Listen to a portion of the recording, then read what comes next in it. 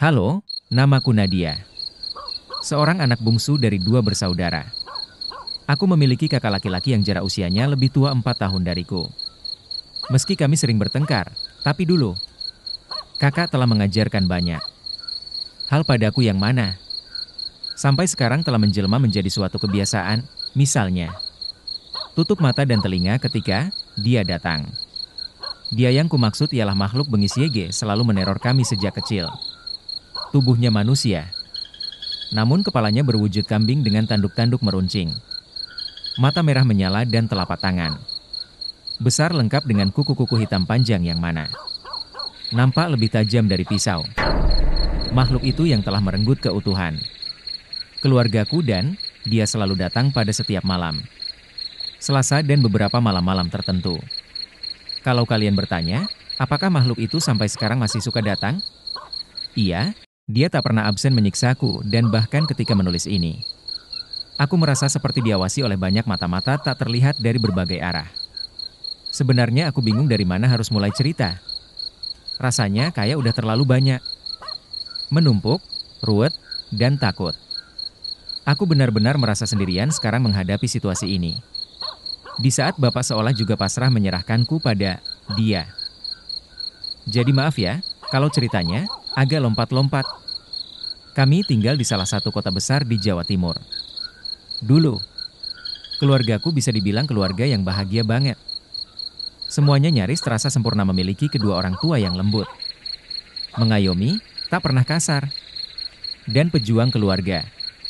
Bapak dan ibu adalah pedagang di pasar, dari toko kecil.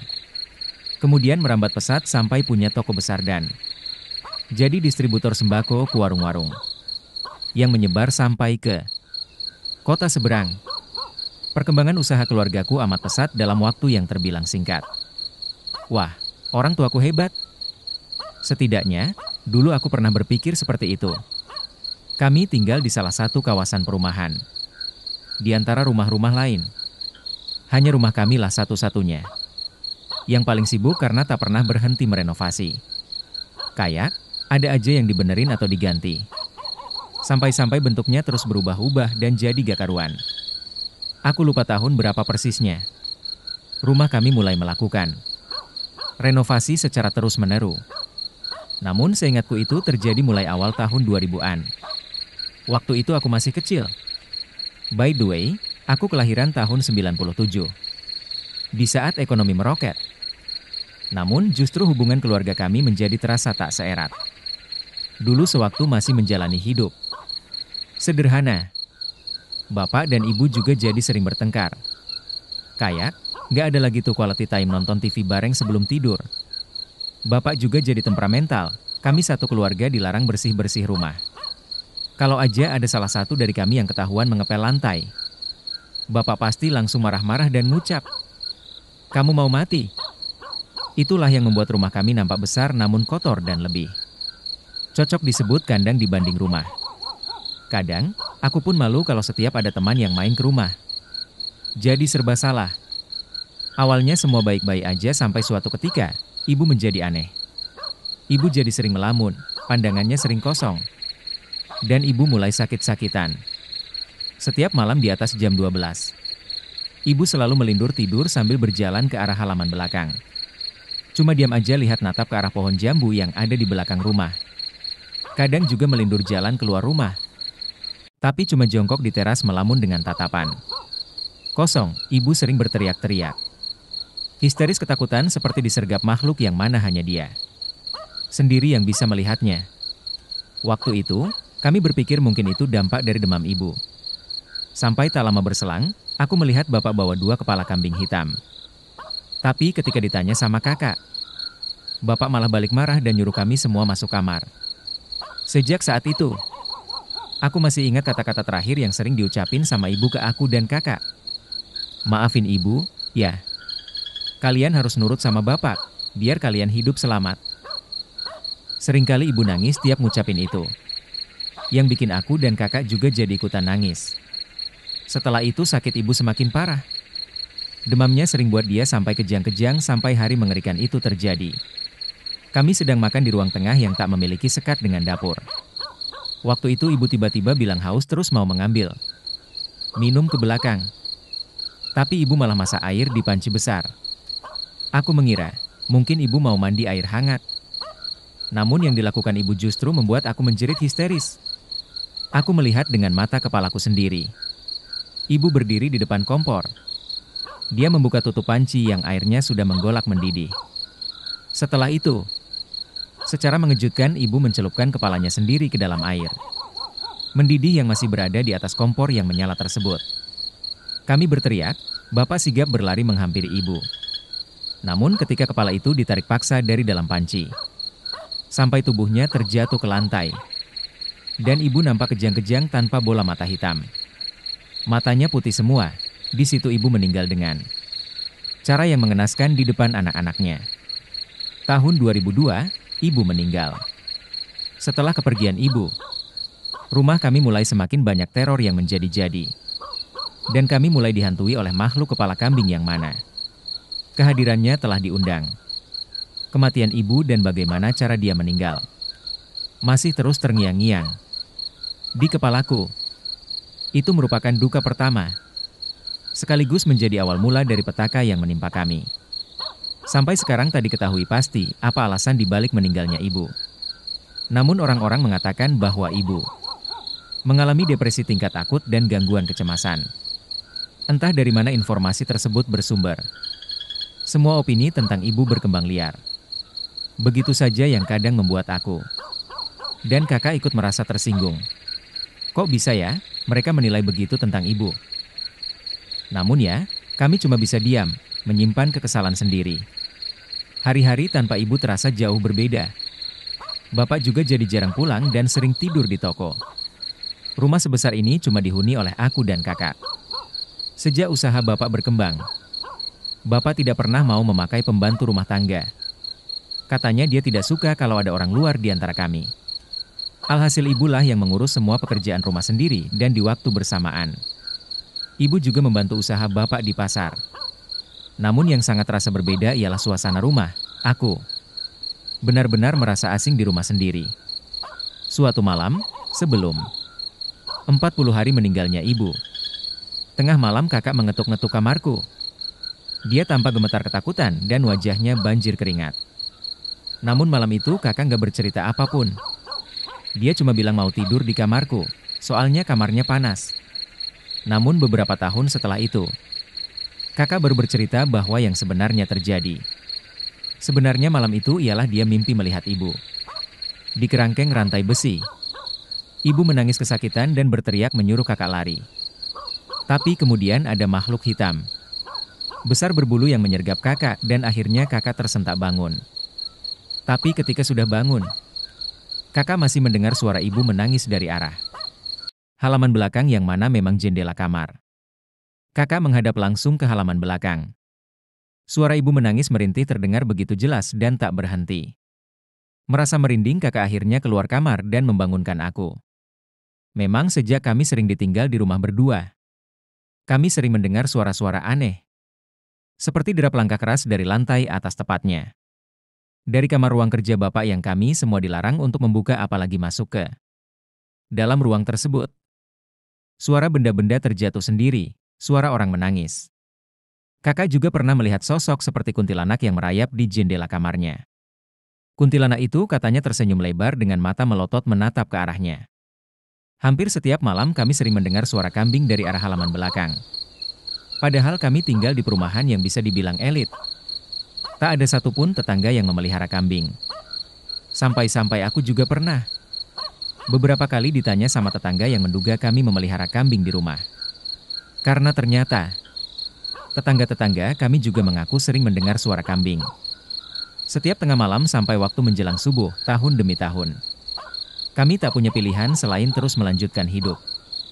Berupaya terbiasa dengan segala keanehan-keanehan. Di rumah dan Bapak yang setiap hari Senin selalu saja melakukan ritual di ruang kerjanya dengan membawa kepala kambing hitam. Bisnis Bapak memang semakin maju. Bapak juga dapat banyak proyek-proyek lain. Tak memungkiri aku pun ikut menikmati segala fasilitas yang Bapak kasih. Dan itu memang lebih dari kata cukup. Bapak juga sering bersedekah ke masjid dan ke panti-panti. Setidaknya itu hal positif yang aku lihat dari Bapak yang secara gak langsung membantu aku menampik segala pemikiran buruk tentang Bapak. Sampai pada 2012, pertengkaran hebat terjadi antara kakak dan Bapak. Waktu itu kakak mengamuk tak terkendali sampai bawa-bawa pisau mengancam mau membunuh Bapak. Aku yang melihatnya tentu cuma bisa menangis sembari berusaha sekuat tenaga menahan kakak agar tidak kelepasan. Kamu bunuh ibuku. Sekarang gantian. Aku terkejut dengan kata-kata kasar yang berulang kali diteriaki oleh kakak ke Bapak. Kakak tersulut emosi seperti orang kesetanan. Sedangkan Bapak hanya berdiri terdiam, tanpa melakukan perlawanan apapun. Seolah mengakui perbuatannya. Bapak tiba-tiba menangis, dia bilang, "Iya, seharusnya Bapak yang mati, bukan ibu." Bapak menjelaskan kalau selama ini dia melakukan pesugihan atas persetujuan ibu. Mulanya perjanjian itu tidak meminta tumbal manusia. Hanya ritual dan penyerahan kepala kambing hitam sebagai pengganti tumbalnya. Tapi nggak diduga oleh Bapak, tiba-tiba dia mendapat mimpi. Kalau iblis itu meminta tumbal dari orang yang paling disayang oleh Bapak. Dia meminta salah satu dari anak-anak Bapak yaitu antara aku dan kakak, namun ibu menolak. Kemudian ibu menawarkan diri untuk menjadi pengganti kami. Sampai ibu meninggal secara tragis begitu. Bapak menyesal, maafin Bapak. Aku gak tahu gimana menyikapi kenyataan yang mengejutkan itu. Aku terlalu kaget dengan semua yang baru aja aku dengar. Satu-satunya yang bisa kulakukan sebagai anak usia 15 tahun waktu itu cuma nangis. Beberapa hari setelah itu, kakak gak pulang ke rumah. Gak tahu dia pergi kemana, aku cuma sendirian. Ngobrol sama Bapak pun hanya sekedarnya saja. Sampai Bapak akhirnya mencari kakak yang menginap di rumah. Temannya lalu memintanya untuk pulang. Bapak mengumpulkan kami. Di situ dia mengakui kesalahannya dan dia menjelaskan kalau tidak memiliki pilihan lain selain melanjutkan apa yang udah dia mulai. Kalian berdua sudah dewasa, Bapak nggak ingin ada korban lain setelah ibu. Pada inti dari pembicaraan itu, Bapak secara nggak langsung meminta kami untuk menerima kenyataan. Menyedihkan sekaligus mengerikan itu. Bapak meminta kita untuk membantu Bapak melanjutkan ritual dan menjaga rahasia keluarga ini agar kami semua selamat. Dan tidak ada tumbal lagi. Kami pun terpaksa melanjutkan hidup sesuai dengan apa yang diminta Bapak. Gimanapun aku, kenyataan yang harus kami hadapi ialah ini. Semua telah terjadi dan gak bisa diubah. Aku dan kakak juga gak mau ada korban tumbal lagi yang menyusul seperti ibu. Jadi ya, mulai hari itu kami bukan hanya sekedar tahu, melainkan juga ikut membantu Bapak setiap kali Bapak melakukan ritual renovasi rumah, termasuk menjaga rumah tetap kotor. Di situ kami tahu kalau Bapak selalu mengubur kepala kambing bekas penumbalannya. Di halaman belakang rumah, ingatanku langsung tertuju pada suara-suara kambing yang kami dan para tetangga dengar setiap malam sampai menjelang subuh. Semakin hari semakin banyak serangga, bahkan kalajengking yang gak tahu dari mana sumbernya tapi seperti keluar dari sela-sela lantai. Habis itu Bapak langsung mengganti semua keramik dalam rumah. Sumpah benar-benar rumah gak nyaman banget. Rumah yang seharusnya jadi tempat tenang malah setiap hari rasanya selalu was-was sama hal buruk, apalagi ya Tuhan yang akan menimpa kami. Dan benar saja, meski kami telah berusaha untuk memenuhi kemauan Bapak dalam membantu setiap ritual, tapi yang dikhawatirkan tetap saja terjadi. Beberapa bulan setelah itu, masih di tahun yang sama 2012, kakak meninggal secara mendadak dengan sekujur tubuh membiru dan mata mendelik ke atas seperti orang tercekik. Sempat dibawa ke dokter ketika kakak masih kejang-kejang. Namun ternyata kakak sudah meninggal sejak di perjalanan ke rumah sakit. Dokter bilang penyebab kakak meninggal ialah karena penyumbatan pembuluh darah yang kemudian berdampak ke paru-paru dan jantung. Sepengetahuanku, kakak adalah orang paling jarang sakit di antara kami. Jadi itu semua tentu tidak masuk akal. Dan lagi-lagi aku cuma bisa nangis. Hari itu aku benar-benar membenci Bapak. Tapi sehabis itu, aku justru mengalami banyak kejadian-kejadian aneh. dan teror yang bikin aku sulit tidur. Seolah aku jadi bisa melihat mereka yang tak kasat mata. Nggak lama setelah kematian kakak, untuk pertama kalinya, aku bertemu dengan makhluk kepala kambing itu satu. Hal yang nggak pernah aku bayangkan semasa hidup ialah ketika hidupku seperti sudah tak memiliki batas dengan mereka yang tak kasat mata. Aku jadi bisa mendengar suara-suara aneh tapi gak ada wujudnya. Tapi kadang aku bisa melihat sosoknya, tapi ketika makhluk itu seperti berbicara kepadaku, namun aku tidak bisa mendengar suaranya. Aku gak tahu kenapa semua itu bisa begitu, tapi yang pasti hidup tanpa batas dengan mereka benar-benar membuat aku seperti orang gila yang gak bisa membedakan mana halusinasi dan mana realita. Aku sempat berpikir kejiwaanku terganggu. Aku minta sama bapak untuk ke psikolog, namun sama sekali gak ada perubahan. Yang ada malah kian hari mereka terus menggangguku sampai aku sakit, demam tinggi, dan hampir 1 bulan tidak mau ke sekolah. Aku merasa menjadi manusia paling aneh ketika melihat mereka yang orang lain gak lihat, dan itu benar-benar susah banget buat bisa berpura-pura jadi orang normal seperti dulu. Kalau aku ceritain satu persatu gangguan yang aku alami, nanti tulisan ini jadi kepanjangan. Jadi aku ceritain mereka makhluk bengis yang berkaitan dengan pesugihan yang bapak lakukan saja, yaitu makhluk si kepala kambing. Aku lupa kapan tepatnya. Kira-kira ini terjadi sekitar beberapa minggu setelah kematian kakak. Waktu itu aku ingat tengah malam sekitar jam 1. Aku mendengar suara bapak ketawa keras banget dari ruang kerjanya di lantai atas rumah. Saking kerasnya itu sampai buat aku kebangun dari tidur. Aku coba bodo amat terus lanjut tidur. Tapi aku mendengar suara langkah orang lari-lari kenceng dan terdengar ramai serentak. Aku penasaran karena itu mengganggu tidur banget. Jadi aku keluar buat meriksa apa yang lagi bapak lakuin. Pas aku keluar kamar langsung kecium bau dupa dan kemenyan yang menyengat hidung. Ritual apa kok rame-rame? Pikirku. Aku beraniin diri naik ke lantai atas. Pas sampai depan ruang kerja, bapak aku mendengar suara napas berdengus kasar dan temponya cepat. Awalnya, aku ragu-ragu buat buka ruangan itu, karena teringat pesan bapak untuk jangan coba-coba masuk ke ruang kamar itu. Tapi suara yang aku dengar itu semakin keras. Aku juga takut terjadi apa-apa sama bapak di dalam. Rasa penasaranku mengalahkan ketakutan dan keraguan-raguanku. Pelan-pelan aku buka pintu kamar itu sekedar agar bisa mengintip. Namun betapa terkejutnya aku ketika yang aku lihat ternyata bukan bapak, melainkan makhluk setengah manusia dengan kepala kambing dan tanduk meruncing itu. Terlihat sedang malam dengan lahap, seperti binatang buas kelaparan. Dia duduk membelakangiku. Aku coba melihat apa yang dia makan. Dan tahu, sampai hari ini aku masih gak percaya jika mengingat kejadian itu. Aku masih berharap apa yang aku lihat itu cuma halusinasi. Tapi aku melihat secara jelas dan nyata. Makhluk itu lagi makan potongan-potongan tubuh yang gak lain ialah mayat dari kakakku sendiri. Aku syok. Mau teriak tapi gak bisa. Mau lari badan rasanya kaku kayak patung.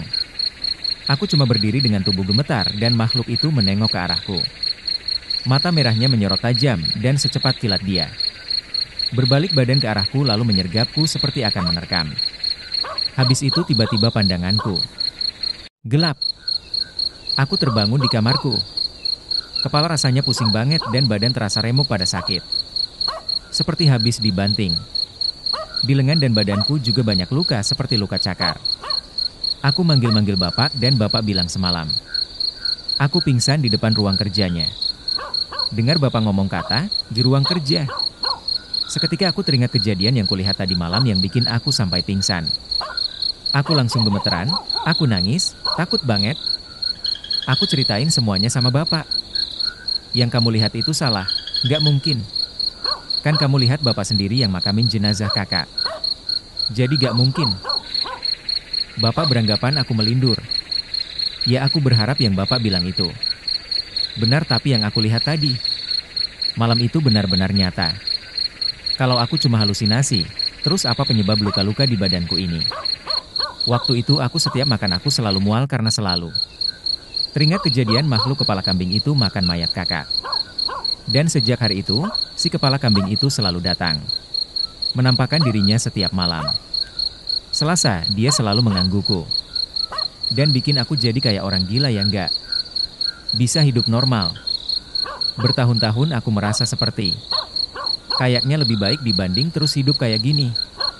Bapak masih terus melakukan ritual rutin penumbalan kepala kambing dan ya, sebagaimana yang dijanjikan usaha Bapak terus berkembang dari tahun ke tahun. Tapi hidupku semakin terus kesiksa dan gak pernah lagi merasa tenang. Selalu seperti diawasi dan was-was terhadap setiap kemungkinan terburuk yang mungkin aja terjadi kapanpun. Singkat cerita, aku kaget tiba-tiba Bapak mengajakku pergi ke satu daerah di ujung Pulau Jawa. Di sana kami mengunjungi satu rumah semi permanen di satu desa yang berada dekat dengan alas mistis yang terkenal dengan kliniknya. Sumpah, jalan menuju desa itu tuh serem banget. Aku melihat banyak penampakan dengan wujud aneh-aneh yang bikin aku mending merem aja. Sepanjang jalan dibanding buka mata dan melihat yang begituan yang bikin perut mual. Aku juga mendengar suara bisikan-bisikan kuat. Entah dari mana yang menyuruh untuk mati, kayak, "Mati aja. Sebentar lagi kamu mati. Mati." Bisikan itu datang dari berbagai arah. Dan yang bisa aku lakuin cuma tutup telinga dan merem di sepanjang perjalanan. Sesampainya di sana ternyata itu rumah dukun tempat Bapak melakukan ijab pesugihan dulu. Tujuan Bapak datang lagi ke rumah itu ialah untuk menceritakan semua yang terjadi pada keluarga kami akibat makhluk dalam perjanjian itu dan Bapak minta tolong sampai. Mohon-mohon untuk bisa dibantu agar terlepas dari ikatan pesugihan itu. Bapak juga menjanjikan akan melakukan dan memberikan apa aja yang diminta agar bisa dibantu untuk memutus pesugihannya. Namun responnya di luar dugaan dan harapan kami. Aku ingat banget, dukun itu cuma ngomong dengan datarnya. "Semua sudah terlambat, dia tidak akan melepas kamu." Di situ Bapak marah-marah. Dia ngamuk ngacak-ngacak benda apa aja di sekitarnya. Sambil nunjuk-nunjuk nyalahin si dukun yang dari awal bilang gak akan ada tumbal manusia. Tumbal yang disepakati cuma kambing aja, ritual, renovasi rumah, jaga rumah kotor dan bla bla bla. Bapak meledak mengoceh yang membuat telingaku sampai sakit mendengarnya. Tapi dukun itu malah balik membentak Bapak dan bilang, "Keserakahan kamu sendiri yang bikin kamu kayak gini."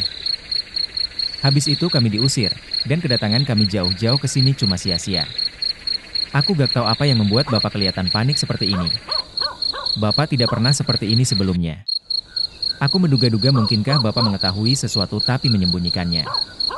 Mulai hari itu, Bapak beberapa minggu gak melakukan ritual sampai suatu hari dia mengamuk di ruang kerjanya sendiri sampai nangis. Di situ aku baru pertama kali lagi lihat Bapak nangis sampai terisak lebih daripada kematian. Ibu dan kakak yang air matanya masih bisa dia tahan-tahan. Bertahun-tahun pula kami pergi dari satu duku ke dukun lain, guru spiritual, dan semua orang pintar kenalan Bapak yang entah dari mana kami datangi untuk meminta bantuan agar bisa terbebas. Tapi yang kami dapat malah sebaliknya. Ketika mengunjungi rumah, orang pintar berlabel kiai dari kenalan Bapak, dia menyampaikan hal yang paling kutakutkan, makhluk itu bahkan masih selalu datang khususnya di setiap malam Selasa dan hari-hari lainnya. Aku selalu merasa seperti diawasi bahkan sampai ketika aku mengetik ini. Rasanya aku benar-benar capek sekarang. Aku cuma bisa berdoa semoga Tuhan memberikan jalan terbaik dan kalaupun harus mati, mungkin itu yang terbaik. Tentang pesugihan, akhir kata sebagai kalimat penutup dari saya. Tidak ada pesugihan yang menjanjikan kebahagiaan. Tapi yang pasti pesugihan menjaminkan kehancuran.